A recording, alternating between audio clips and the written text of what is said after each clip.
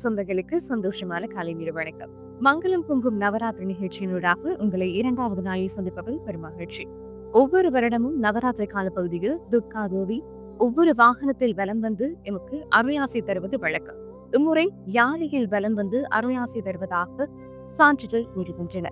இன்றைய நாளின் சிறப்புகளோடு நம்மோடு இணைந்து கொள்கின்றார் பிரபல சொற்பொழிவாளரான ஹேமா சண்முக சர்மா அவர்கள். எல்லாம் வல்ல விநாயகப் பெருமானுடைய திருவடிகளை வணங்கிக் கொண்டு சூரியன் FM அலைவரிசை நேர்களோடு நாங்கள் இணைந்திருக்கிறோம். இன்றைய நாள் நவராத்திரி தினத்தினுடைய இரண்டாவது நாள். ஆதிசக்தியாகிய துர்காம்பிகாவை வழிபாடு செய்கின்ற தினம். நேற்றைய தினம் ஆரம்பமான துர்க்கை வழிபாடு இன்று இரண்டாவது நாளாக அனுஷ்டிக்கப்படுகிறது. ஜெய ஜெய தேவி, ஜெய ஜெய தேவி, துர்கா தேவி சரணம்.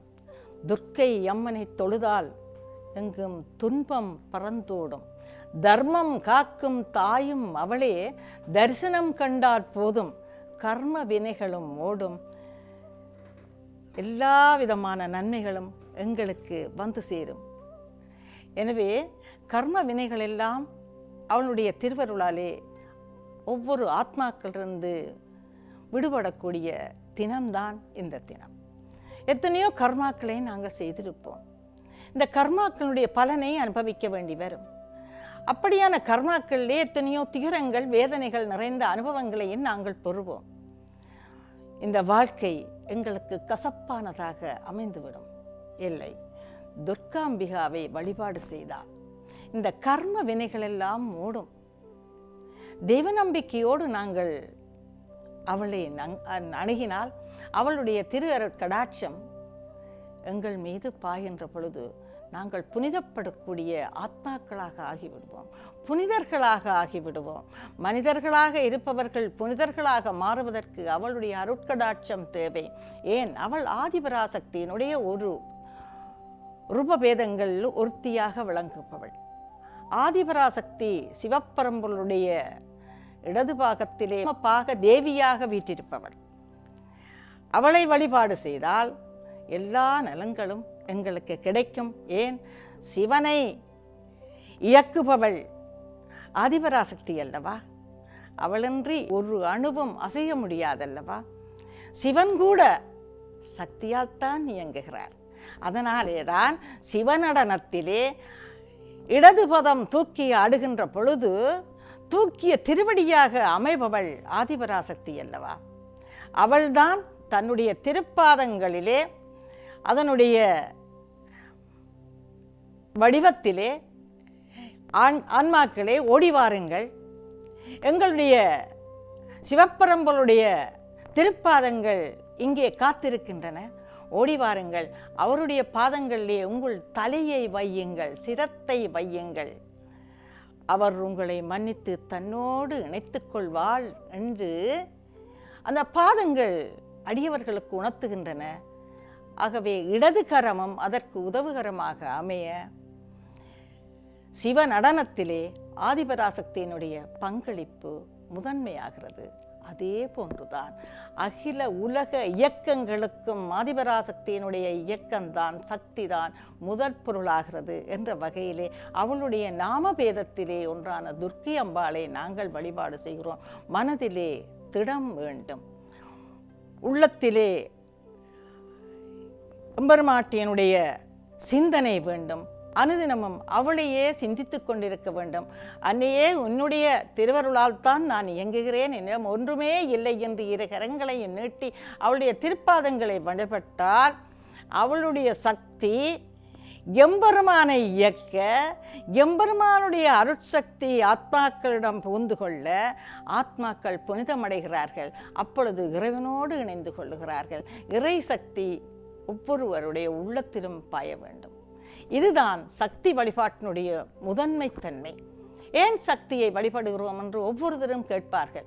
சக்தியை காட்டுங்கள், எங்கே இருக்கிறது சக்தி? எல்லா இடமும் இருக்கிறது, உலக அசைவிலும் இருக்கிறது. இந்த உலகத்தை அசைக்கின்ற சக்தியே ஆதிபராசக்தி தான். ஏன், ஆனந்த நடமிடும் பாதன் என்று சொல்லப்படக்கூடிய சிவப்பரம்பருடைய அந்த ஆனந்த நடனம்தான் இந்த உலகை அசைவிக்கிறது. நான் அசைந்தால் அசையும் அகிலம் எல்லாமே, எண்ணிசை நின்றால் அடங்கும் உலகே என்று பாடல் வரிகள் செவிக்குள் ஒலிக்கின்றதல்லவா?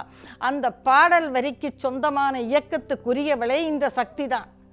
ஆகவே இந்த சக்தியை நாங்கள் எங்கே காண்கிறோம்? எல்லா இடத்திலும் காண்கிறோம். நாங்கள் பார்க்கும் இடம் எங்கும் நீக்கமர நிற்கின்ற சக்தியாக விளங்குகின்ற அந்த சக்தியை இந்துக்கள் உருவ வழிபாட்டோடு இணைத்துக் கொள்கிறார்கள். சக்தியை கண்ணால் காண முடியவில்லையே, நாங்கள் எப்படி அதனை உணர முடியும் என்று கேட்கின்ற அத்தனை ஆன்மாக்களுக்கும் உருவத்தோடு வந்திருக்கிறேன், என்னை வழிபாடு செய், உனக்கு தேவையான உருவத்தோடு வந்திருக்கிறேன், நீ என்னை வழிபாடு செய். உன்னுடைய மனதிலே ஆற்றல் வேண்டுமா? மனதிலே மன உறுதி வேண்டுமா? மனதில் உறுதி வேண்டும், வாக்கினிலே இனிமை வேண்டும், நினைவு நல்லது வேண்டும், நெருங்கிய பொருள் கைப்பட வேண்டும் என்று சொல்லி அந்த பரம்பொருள் சக்தியிடம் பாரதியார் கேட்கிறார் அல்லவா? அப்படி நாங்கள் கேட்க வேண்டும். மனதிலே உறுதி. வீரம் என்றால் என்ன? துர்காம்பிகா வீரத்தை தருபவள். வீரம் என்றால் என்ன? மனதில் உறுதி. மன உறுதி இருந்தால் உடல் உறுதி பெறும். உடல் உறுதியும் மன உறுதியும் ஒன்றாக சேர்ந்தால் தர்ம வாழ்க்கைக்கான வழியை நாங்கள் பெற்றுக்கொள்ளலாம். அதற்கு அம்பாளுடைய அனுக்கிரகம் கிடைக்கும்.